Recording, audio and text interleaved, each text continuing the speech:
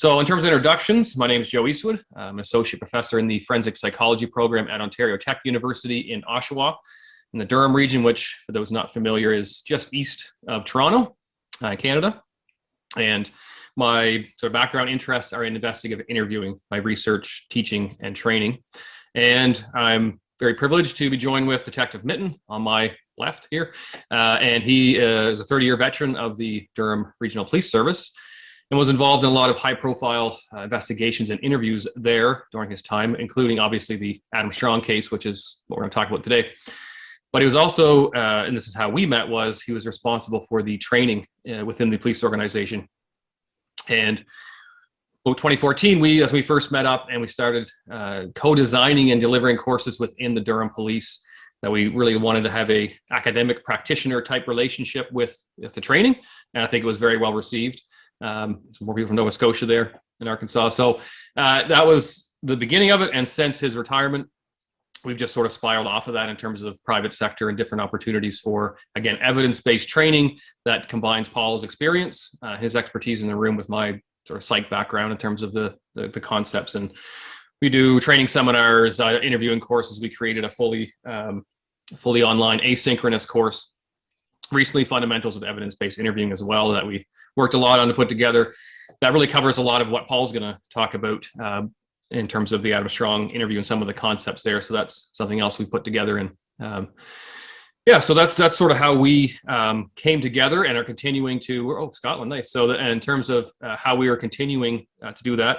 And the goal of today is to sort of spiral off that again and just really use this opportunity to discuss the Strong case, but how that also relates to what we think is really best practices for suspect interviewing.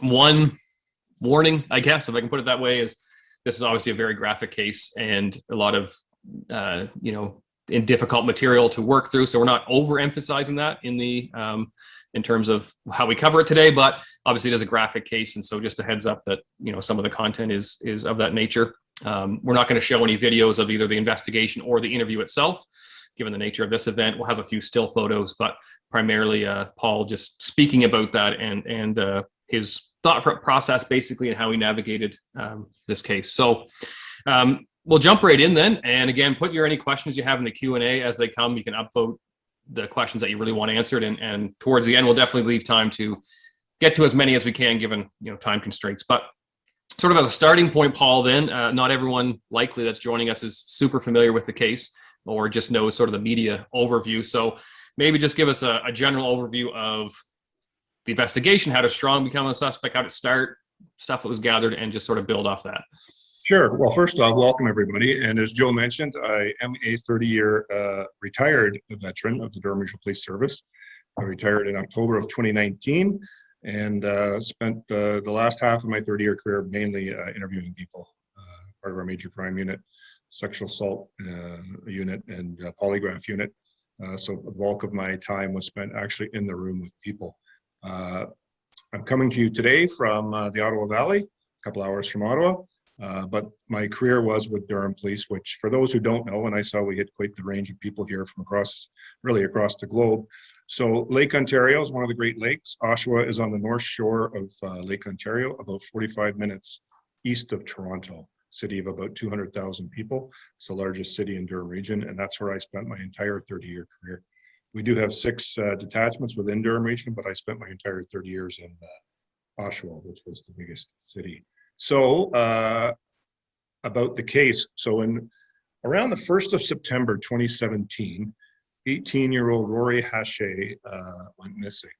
Rory was a kind of in between places, living, bouncing from couch to couch and place to place. She had some addictions, some drug addictions, and evidence that she was dabbling in some street prostitution to make some money and to pay for her addictions.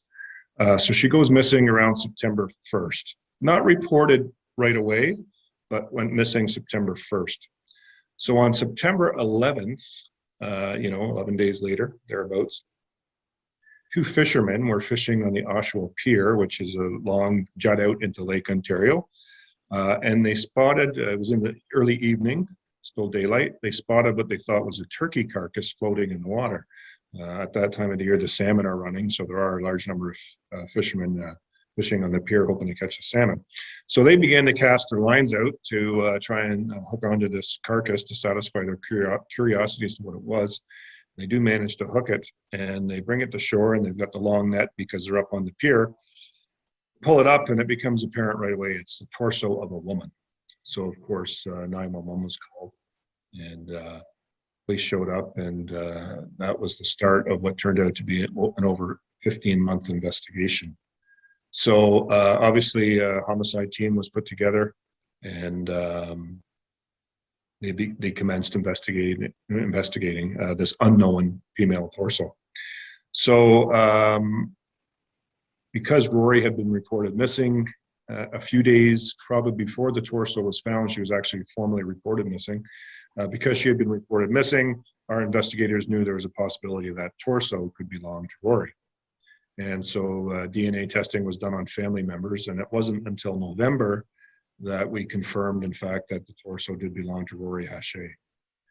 So with that, obviously, we began investigating Rory's background and doing as much as we could. The only scene that we had was that scene at the harbor the day that the body was, the torso was found.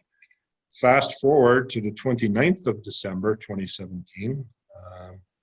The main floor tenants of a bungalow, so there's the main floor, then there's a basement with a separate tenant. The main floor tenants of a bungalow in downtown Oshawa called a plumber because they had been away for the Christmas break, came back, and once they came back, every time they used their plumbing, flushed the toilet or whatever, ran the sink, the plumbing would back up.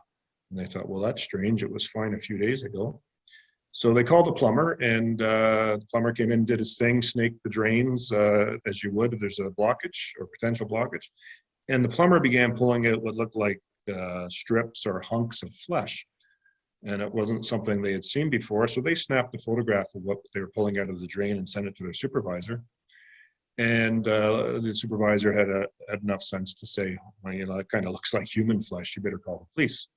Police showed up and talked to the upstairs main floor tenants, and you know, kind of were notified. And there's also a tenant in the basement, so the police knocked on the basement door of the downstairs tenant. And as he opened the door, before the police could really even say anything, he said, "The gig's up. It's a body. The rest of it's in the freezer." So he was arrested for indignity to a body, and that was kind of this. Our first time we had focus. We had no idea of any suspects up until that point on December 29th. Again, he was arrested, charged, and that evening of the 29th, he was interviewed by two detectives. Two detectives went into the room and questioned on the indignity charge, and he gave up no inculpatory statements, citing advice from his counsel. He had called duty counsel that evening, which for those that don't know, that's free, like free legal advice, duty counsel, provided by the state. And now that we had a scene, which would be Adam Strong's apartment, obviously our forensic identification unit spent well over a month there. They had to rewrite their warrant for an extension to spend more time in there. And so we had a scene and could look into the background of Adam Strong. So evidence was obviously processed from the apartment, including blood splatter. Further remains of Rory were located, frozen in the freezer, including her head, arms, and legs and whatnot. Whatever we gathered to be sent off was sent to the Center of Forensic Sciences in Toronto, where our exhibits in Ontario get tested for DNA. And among Rory's DNA and remains, we ended up getting a hit back from the Center of Forensic Sciences for a DNA profile of an unknown female, which of course was concerning. Somebody else's DNA was in some place that it really shouldn't have been. So again, investigators dug through missing persons reports, hopefully to get some sort of something that could lead them maybe to this unknown female DNA profile. And one of our investigators very diligently worked through that. And he went back to a report from 2010. Again, we are now we're now basically in 2018, early months of 2018. And he goes back to a report from 2010 and finds a missing female from Oshawa who had very similar kind of traits and lifestyles and even appearance of Rory. So they dug into that. Her name was Candace Fitzpatrick, and they got in touch with the family members of Candace, took some consent DNA samples, and lo and behold, that DNA profile from Adam Strong's apartment was confirmed to belong to Candace Fitzpatrick. So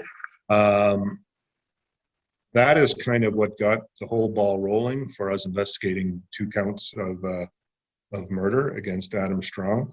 The torso in the harbor. We found out that it was Rory sometime in November. The plumbing backed up end of December, and ident unit went in the apartment for over a month. A lot of things were seized, and this unknown profile we later learned to belong to another missing person named Candace Fitzpatrick. So that's sort of how the investigation got rolling. All right, thanks, Paul. Obviously, a very complex, unique case.